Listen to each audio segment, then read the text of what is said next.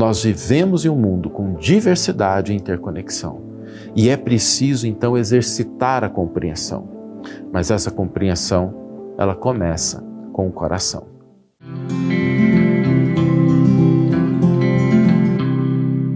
Olá, meus amigos, olá, minhas amigas, sejam todos muito bem-vindos ao programa Reflexões com Emmanuel. E hoje nós vamos pensar com mais atenção sobre um aspecto da nossa realidade que nós precisamos sempre considerar. Existem dois elementos no mundo que a gente não pode esquecer quando a gente tem a intenção de realizar ações que sejam boas e positivas. Quais são esses? O mundo, ele é repleto de diversidade, muitas coisas, e interconexão. Existe uma interconexão cada vez maior entre pessoas, ideias, nações, organizações, e existe uma diversidade muito grande. E todos esses dois elementos são fundamentais para o progresso. Se a gente tivesse estruturas apenas monolíticas, iguais, a nossa vida ela estaria até em risco, né? Porque é exatamente pela diversidade que a gente consegue avançar como espécie. É pela diferença, é por aquilo que uns têm, que os outros não têm, que a gente consegue se complementar, vencer desafios. Então, se a gente não considerar isso, nossas ações, embora bem intencionadas, elas podem ser inócuas ou até danosas e prejudiciais. Agora, daí vem o desafio, né? Como é que a gente vai lidar com essa diversidade, com essa interconexão? E para a gente lidar de maneira adequada, nós precisamos de entendimento, de compreensão. Só que aqui vai um pequeno detalhe que às vezes nós nos esquecemos. Nós às vezes pensamos que entendimento e compreensão começam com a razão, com o raciocínio, com a lógica. E muito embora razão, raciocínio, lógica sejam importantes, não são eles que dão o primeiro passo. O primeiro passo é dado pelo coração, pelas emoções. Saulo, mas como assim? O que você está falando? É verdade. Você já teve aquela situação em que você sente muita simpatia por alguém, um vínculo afetivo, e aí essa pessoa está passando por alguma situação que exige que você compreenda? Não é mais fácil? Poxa, um amigo, uma amiga, alguém que está no seu círculo afetivo, a gente vai com outra disposição. A nossa razão ali, ela vai aberta, ela vai oferecendo alguma coisa, vai com espírito de cooperação. Agora, imagina que seja alguém que seja assim, meio desafeto, alguém que você não goste, que talvez você nem conheça pessoalmente, né? Mas de repente aquela pessoa está expondo uma ideia, está trazendo uma proposta, mas você não gosta muito das pessoas. Como é que você vai? Já com aquele espírito de distanciamento, desconfiança, e a sua razão começa a trabalhar no sentido de ver problemas. A verdade, meus amigos e minhas amigas, é que muitas vezes a razão é escrava das nossas emoções. Primeiro a gente decide que não gosta, depois a gente justifica.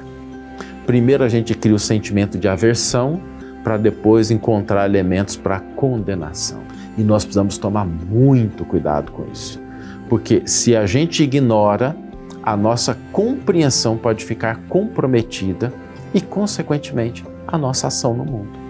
A gente não vai conseguir ser efetivo ou às vezes vai produzir coisas que sejam ruins, danosas para nós e para os outros.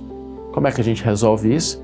A gente entende que compreensão começa com o coração.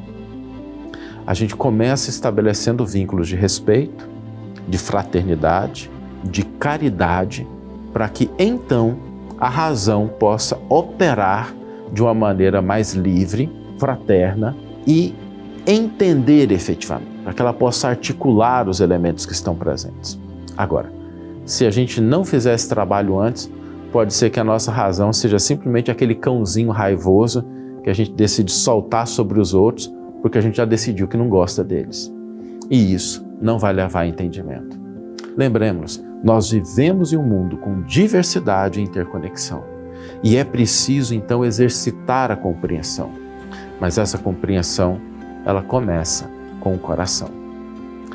Vamos ler agora a íntegra do versículo e do comentário que inspiraram a nossa reflexão de hoje. Agora, portanto, permanecem fé, esperança, caridade. Essas três coisas. A maior delas, porém, é a caridade. Primeira carta de Paulo aos Coríntios, capítulo 13, versículo 13. Comentário intitulado Caridade do Entendimento. Na sustentação do progresso espiritual, precisamos tanto da caridade quanto do ar que nos assegura o equilíbrio orgânico. Lembra-te de que a interdependência é o regime instituído por Deus para a estabilidade de todo o universo, e não ouvides a compreensão que devemos a todas as criaturas. Compreensão que se exprime através de tolerância e bondade incessantes, na sadia convicção de que, ajudando aos outros, é que poderemos encontrar o auxílio indispensável à própria segurança. À frente de qualquer problema complexo naqueles que te rodeiam, recorda que não seria justa a imposição de teus pontos de vista para que se orientem na estrada que lhes é própria. O Criador não dá cópias e cada coração obedece a sistema particular de impulso evolutivo. Só o amor é o clima adequado ao entrelaçamento de todos os seres da criação, e somente através dele integrar-nos-emos na sinfonia excelsa da vida. Guarda em todas as fases do caminho a caridade que identifica a presença do Senhor nos caminhos alheios, respeitando-lhes a configuração com que se apresentem. Não te esqueças de que ninguém é ignorante porque o deseje, e estendendo fraternos braços aos que respiram atribulados na sombra, diminuirás a penúria que se extinguirá por fim no mundo, quando cada consciência ajustar-se à obrigação de servir sem mágoa e sem exigência, na certeza de que apenas amando e auxiliando sem reclamar é que permaneceremos felizes na ascensão para Deus. Uma relevante página de Emmanuel para os dias atuais, para que a gente entenda a importância de ajustar sentimentos e emoções para que a nossa compreensão possa ser efetiva e as nossas ações positivas.